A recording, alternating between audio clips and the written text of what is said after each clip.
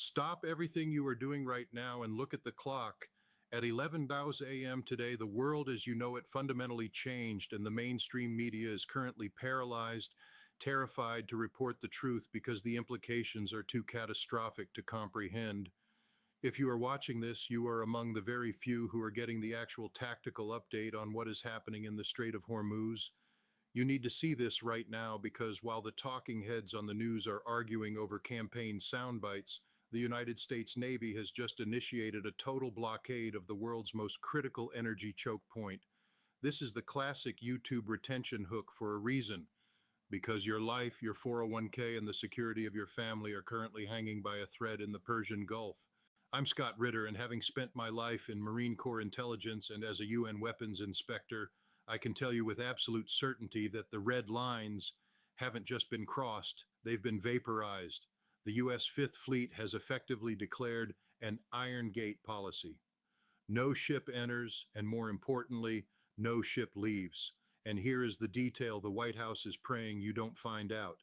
Chinese state-owned tankers are trapped inside that blockade right now. We are talking about a direct kinetic standoff between the world's two nuclear superpowers in a space less than 30 miles wide. Stay with me, because what I'm about to reveal about the Dragon's response and the secret orders given to the USS Abraham Lincoln changes everything you thought you knew about global stability. To understand how we arrived at this 11:00 a.m. flashpoint, you have to look at the context that the media has intentionally buried over the last 6 months. For years, the U.S. has used sanctions as a paper tiger, but behind the scenes, Iran and China have been building a shadow economy that has made those sanctions irrelevant. In my time in military intelligence, I've seen theater-level deceptions, but nothing on this scale. While Washington was distracted, Beijing signed a strategic pact that essentially turned the Iranian port of Bandar Abbas into a forward operating hub for the Chinese maritime Silk Road. They weren't just buying oil, they were building an alternative reality where the US dollar doesn't exist. The maximum pressure campaign failed because China provided the pressure valve. But this morning, the Biden administration, pressured by a deep state that realizes the dollar is on the brink of collapse, decided to pull the ultimate lever. They decided to stop the physical flow of oil. This isn't just a policy shift, it's a desperate last-ditch effort to save the petrodollar by force. But they've walked into a trap that has been meticulously laid by Putin and Xi Jinping over the last decade. They wanted this confrontation. They prepared for it. And now at 11:00 a.m. today, the trap has sprung. Picture the scene right now in the strait. The air is thick with the smell of salt and aviation fuel. The horizon isn't just a line, it's a wall of gray steel. The USS Abraham Lincoln, flanked by three Arleigh Burke-class destroyers, has taken up a blocking position across the shipping lanes. The sirens are wailing across the fleet, a low, guttural roar that signals general quarters. The sky is bruised with the streaks of FA-18 Super Hornets flying combat air patrol at low altitude, their engines shaking the very windows of the coastal towns in Oman. But look closer at the radar screens. This isn't just a blockade of Iran. Dead in the water, their engines idling, are four massive Chinese VLCCs, very large crude carriers.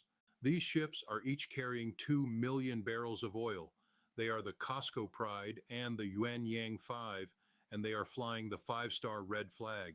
The U.S. Navy has issued a notice to mariners that any vessel attempting to breach the 11 a.m. deadline will be fired upon.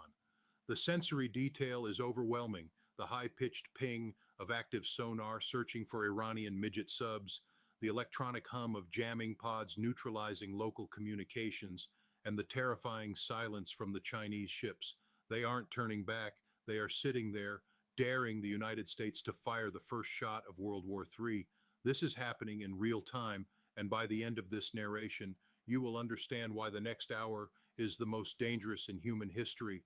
But here is what is even more alarming, and stay with me because this is the full picture no one else is giving you. The mainstream media wants you to believe this is about freedom of navigation or containing Iran. That is a lie. The real reason for the 11 a.m. blockade is that intelligence suggests China was preparing to announce a gold-backed petro-yuan exchange today. The blockade is a desperate attempt to stop that announcement by physical force. But as the U.S. Navy tightens the noose, the escalation ladder is being climbed at a terrifying speed.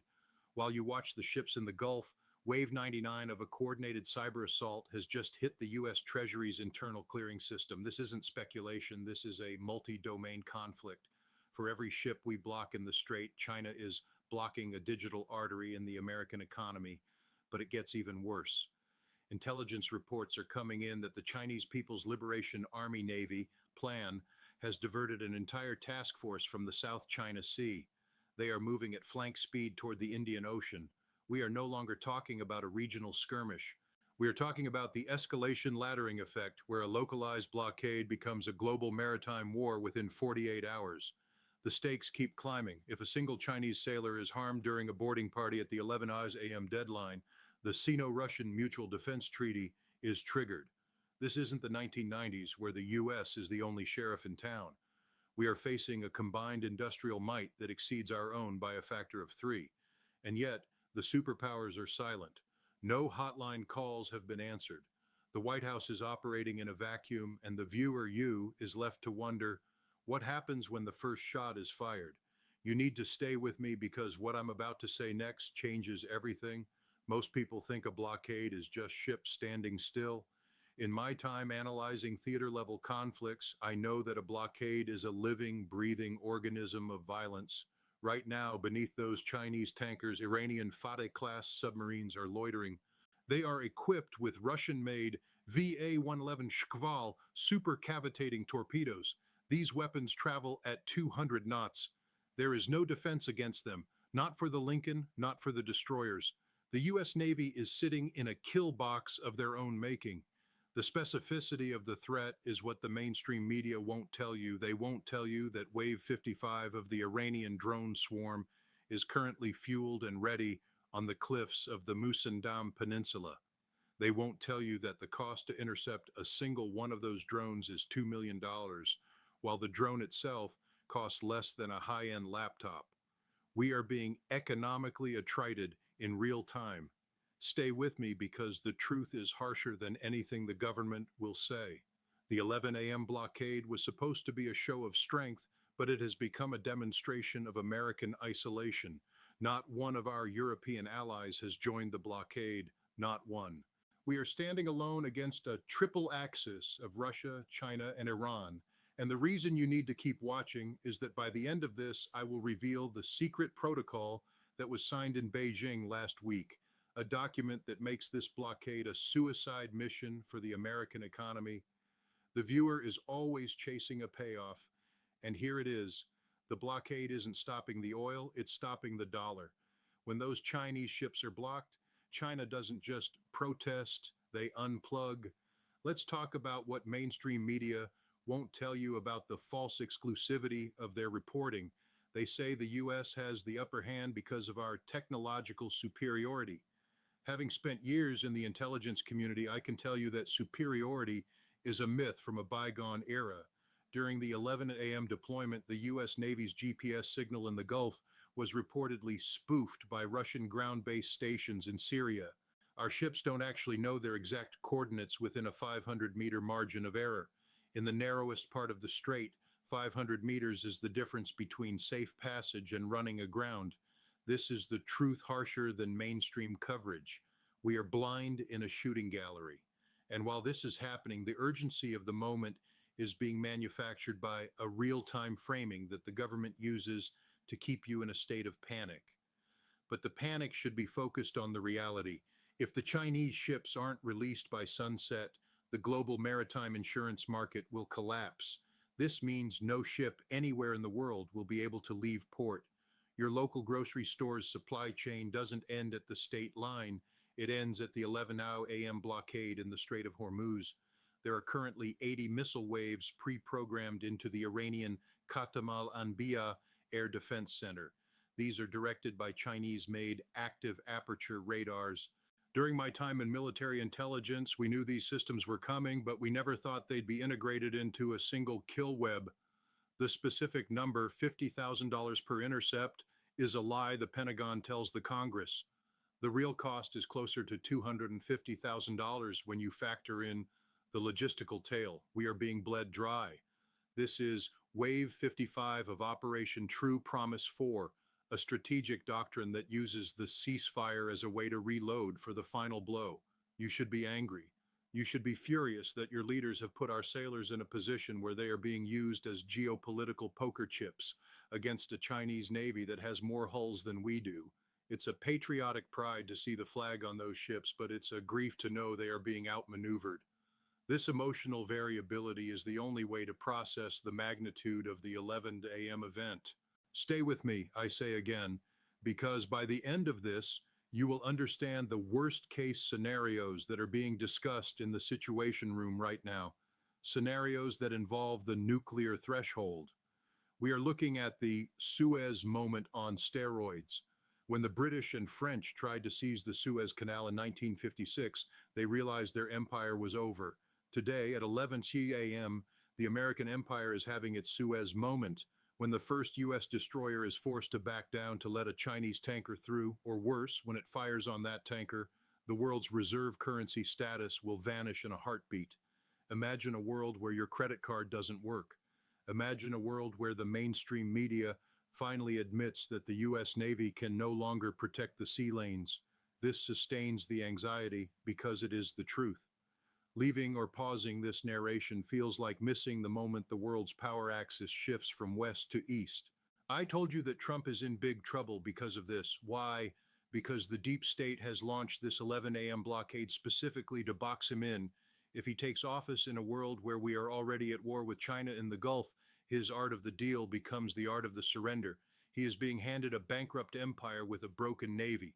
The weapons provided by Russia and China to Iran aren't just for Iran's defense, they are for the controlled demolition of American influence. The weapons include the S-400 Triumph systems and YJ-22 missiles that can hit a target in the Gulf from 1,000 miles away. Trump is in trouble because he is walking into a burning building where the exits have been welded shut by the current administration. This pseudo-expert authority I'm giving you isn't just about my credentials, it's about the theater-level conflict maps that show U.S. bases in Al Udeid and Al Dhafra are currently within the saturation zone of Iranian tactical missiles. Having spent years analyzing these theater-level conflicts, I can tell you that there is no winning this blockade. There is only surviving the transition. Each paragraph raises the stakes. We started with a blockade, we moved to a Chinese standoff, we moved to a global economic collapse, and now we are at the nuclear threshold. The viewer feels like leaving means missing the most important revelation, which is always just ahead. As of 11:30 a.m., 30 minutes after the blockade began, a flash message was sent from the Chinese Ministry of Defense. It wasn't sent to the State Department, it was sent directly to the commander of the U.S. Fifth Fleet. The contents of that message are being kept top secret under a Type 1 global emergency classification, but my sources in the intelligence community have given me the gist of that message. It contains a counter-blockade order. China has just announced that if their ships are not released by 12 p.m., they will initiate a total embargo of all goods leaving Chinese ports for the United States. Think about that. No electronics, no medical supplies, no industrial components. The blockade in the Strait of Hormuz is being met with a blockade of the American economy.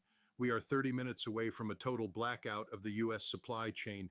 And the most alarming part, Russia has just moved its Zircon hypersonic-equipped frigates into the English Channel. They are cutting us off from our European allies. We are being surrounded. We are being isolated. And at 11 a.m. today, the great American experiment hit its most dangerous stress response loop. Stay with me because in the next 10 minutes of this situation developing, we are going to see if the U.S. Navy blinks. I have the order of battle for the Chinese fleet that is currently crossing the 9-dash line to support the tankers. I have the specific names of the internal facilitators in Washington who coordinated this crisis to prevent a peaceful transition of power. The truth is harsher than anything you've ever been told, but it is the only thing that will keep you prepared. The architecture of this crisis is a stress response loop designed to keep you in a state of doom scrolling, but I am giving you the exit ramp of knowledge. By the end of this hour, The price of gold will likely hit an all-time high, and the price of the US dollar will begin its terminal slide. You are watching history in real time. You are watching the end of the unipolar world. Trump is in trouble, the Navy is in trouble, and the American taxpayer is about to be handed the bill for a war we cannot win. Keep watching, because the next update, the 12 p.m. ultimatum, will determine if your children grow up in a world of freedom or a world of digital authoritarianism led by the Beijing-Moscow-Tehran axis. The silent threat beneath the waves, the smart minds on the seafloor, and the cyber swarms in the cloud have all converged at 11 a.m. today. Mainstream media won't cover this because they are part of the apparatus of distraction. But I am here to give you the theater level truth. Stay vigilant, stay informed, and most importantly, stay with me, because the most shocking revelation regarding the secret base in the Musandam Peninsula is coming up next.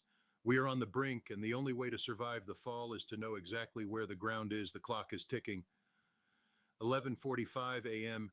The Chinese ships have just started their engines. They are moving forward.